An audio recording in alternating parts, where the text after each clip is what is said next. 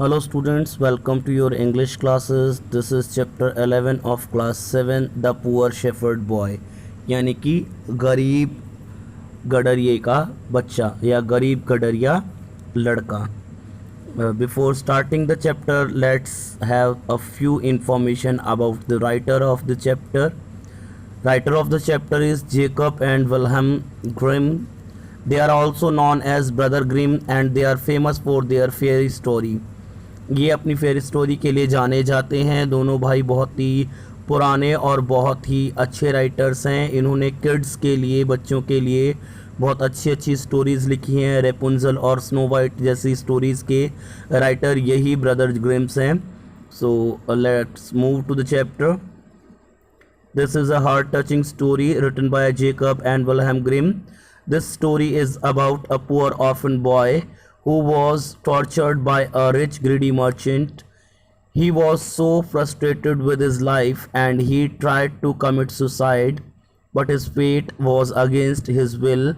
Now read this story and see how the fate of the merchant changed because of his ill behavior with a poor boy. ये कहानी है दिल को छू जाने वाली, जिसको लिखा है जेकब और विल्हेम ग्रिम ने.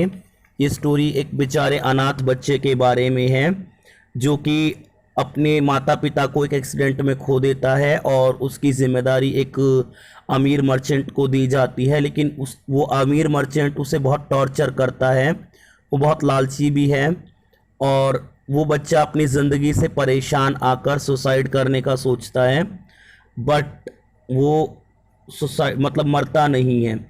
वो किसी तरह से बच जाता है और इससे, इस घटना के बाद एक सबक मिलता है इस मर्चेंट को. उसको सिला मिलता है कि किस तरह से अगर वो किसी के साथ हम बुरा करेंगे तो हमारे साथ भी बुरा होगा. तो आइए जानते हैं ऐसा क्या हुआ था. This is the story of a poor boy whose parents died in an accident and he became an orphan. Nobody in his house to take his care and he too wasn't enough too big to look after himself. एक बच्चा, गरीब बच्चा जो कि एक shepherd boy यानी कि गडरिये का बच्चा था, उसके पेरेंट्स जो हैं एक एक्सीडेंट में मारे गए और अब उसकी देखभाल करने वाला कोई नहीं था और ना ही वो खुद इतना बड़ा था कि अपना और अपने घर का ध्यान रख सके. So the authorities give his charge to a rich merchant. तो जो वहाँ की अथॉरिटी थे, ऑथराइज्ड पीपल थे, गवर्नमेंट के पीपल थे, उन्होंने उसकी ज़िम्मेदारी एक रिच मर्चेंट यानी कि एक अमीर व्यापारी को दे दी. लेकिन इस रिच मैन को इस बच्चे का पालन पोषण करना था, इसको खिलाना पिलाना था. लेकिन वो जितना उसको खिलाता नहीं था उससे कहीं ज़्यादा उससे काम लेता था, बुरी तरह से उसको टॉर्चर करता था. एक दिन उसको काम दिया कि मुर्गी के बच्चों का तुम ध्यान रखो, चिकन्स का तुम ध्यान रखो. लेकिन वो जो हैन थी वो अंदर की तरफ अपने दबड़े की तरफ भागने लगी. तभी एक हॉक यानी कि एक जो गिद्ध है, एक गिद्ध नीचे आया और मुर्गी को उठा करके वो हवा में उड़ गया. वो बच्चा बहुत ज़ोर ज़ोर से चिल्लाया लेकिन उसका कोई फ़ायदा नहीं हुआ. वो शोर सुनकर आदमी भी वहाँ पर आया लेकिन सिवाय चिल्लाने के वो भी कुछ नहीं कर सका. उसने बहुत कोशिश की अपनी मुर्गी को वापस पाने की लेकिन ऐसा नहीं हो सका. तो इस पर उसने उस बच्चे को बहुत ज़्यादा भला बुरा कहा, उसको बहुत डांटने लगा और अक्सर वो उसको मारता भी था.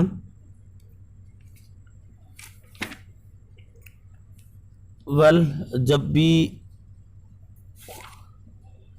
वो कुछ गलती करता तो वो उसको बहुत ज़्यादा मारता और इतना मारता कई बार कि वो 2-3 दिन तक उठ ही नहीं पाता था. उसको कहता था कि तुम जो है किसी काम के नहीं हो और यू आर ओमेन यानी कि बिल्कुल दुष्ट आत्मा हो, तुम्हें सिर्फ खाने से मतलब है, तुम्हें कुछ भी काम नहीं करना होता है.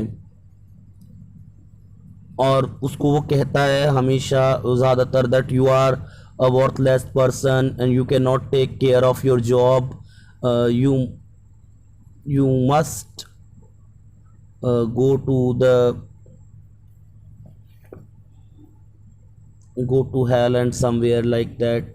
सो जब ये सब उसने बहुत कोशिश करने के बाद भी वो अपनी मुर्गी को वापस नहीं ले पाया तो बहुत गुस्सा हो गया, और सारा गुस्सा जो है उस लड़के पर निकला, और उस लड़के को उसने बहुत बुरी तरह से पीटा। उसको इतना मारा कि वो जो है कई दिनों तक बिस्तर पर पड़ा रहा, उठ नहीं पाया। And when he was on his leg again the merchant same his that you must go as a delivery boy. Then he sent him to the judge, to whom he was carried a basket full grapes, and he gave him a letter as well. The boy moved on for the journey, walking under the scorching heat of the sun. On the hunger and thirst torment the unhappy boy so violently that he decided to eat 2 bunches of grapes. अब उसने जब वो ठीक हुआ तो उससे दोबारा काम लेना शुरू कर दिया। उसको कहा कि उठो, एक डिलीवरी बॉय की तरह जाओ जज के पास, मैं तुम्हें बास्केट भर के ग्रेप्स दे रहा हूं और इनको लेकर जाओ, और इनमें से कुछ भी नहीं खाना है तुमको। वो बेचारा गरीब बच्चा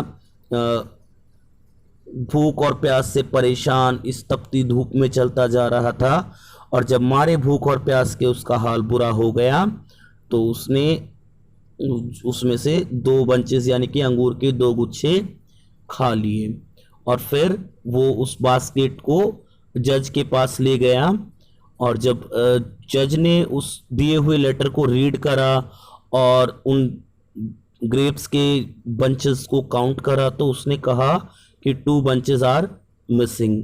the boy confessed quite honestly that driven by hunger and thirst he had devoured the 2 which were missing. उस बच्चे ने ऑनेस्टली ये कन्फेस किया, एक्सेप्ट किया कि मुझे बहुत ज़्यादा भूख और प्यास लगी थी, इसलिए मैंने उसमें से 2 bunches खा लिए। तो जज ने भी एक लेटर लिखा मर्चेंट को, और ये सब बातें उसने बताई, और उसने कहा कि मुझे दोबारा उतने ही जो है ग्रेप्स चाहिए। अब वो बच्चा वापस अपने घर आया, मतलब जहाँ वो मर्चेंट के पास रहता था, और मर्चेंट से कहा कि you useless boy, you never do anything the right way and keep making problems. Oh तुम बेकार लड़के, निकम्मे लड़के, तुम कुछ भी काम सही से नहीं करते हो, तुम हमेशा कोई ना कोई प्रॉब्लम क्रिएट करते रहते हो। और उसने फिर उसको दोबारा मारा, और फिर कहा कि 2 गुच्छे जो हैं जज के पास और लेकर जाओ। अब the boy went with the bunches of grapes along with the letter. As he again was so extremely hungry and thirsty, he could not help it, and again ate 2 bunches. But first he took the letter out of the basket, put it under a stone, and seated himself thereon in order that the letter might not see and betray him. The judge, however, read the letter and again made him give an explanation about the missing bunches. अब उस बच्चे ने क्या किया कि वो 2 गुच्छे लेकर जाने लगा, लेकिन उसको फिर से भूख लगी, तो बेचारा क्या करता, उसने फिर से 2 गुच्छे खा लिए, और उसने अब क्या किया कि वो लेटर निकाला और उसको पत्थर के नीचे रखकर उस पर बैठ गया। कुछ इस तरह से कोशिश की कि लेटर को वो सही से ना पढ़ पाए जज, लेकिन जज ने फिर भी किसी तरह से लेटर पढ़ लिया और दोबारा से एक लेटर लिख करके मिसिंग बंचेस के बारे में बता दिया। और फिर उस लड़के ने पूछा जज से कि आपने कैसे पढ़ लिया इसको, और लेटर को तो मैंने घिस दिया था जलाने से पहले। तो जज जो है उसकी सिंप्लिसिटी इस बातों पर हंसने लगा, और फिर उसने उसकी जगह एक आदमी को भेजा,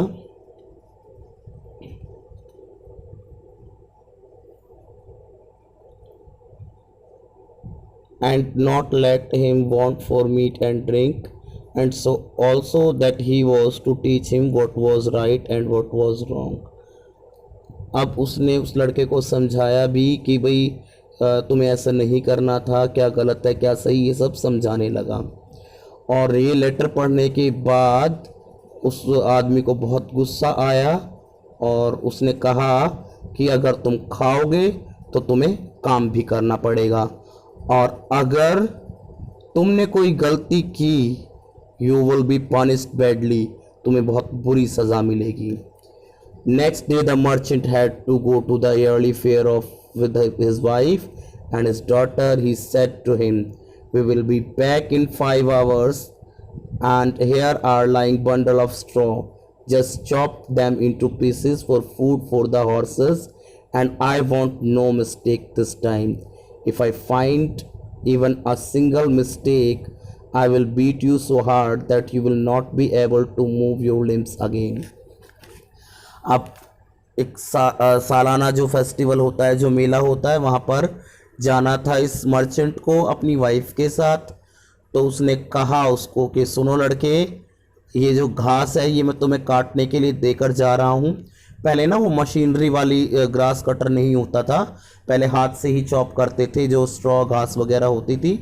तो उसको कहा कि तुम्हें ये जो है घास चॉप करनी है जब तक मैं वापस आऊँ, और हाँ इस बार अगर कोई गलती की तो मैं तुम्हें इतनी बुरी तरह से पीटूंगा कि तुम दोबारा अपने हाथ पैर हिलाने के लायक नहीं रहोगे।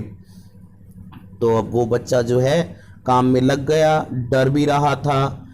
अब धीरे धीरे धूप निकल आई, उसको गर्मी महसूस हुई, तो उसने अपना कोट उतार कर घास पर रख दिया और फिर घास काटने में मगन हो गया। लेकिन थोड़ी ही देर बाद उसको एहसास हुआ कि उसने घास के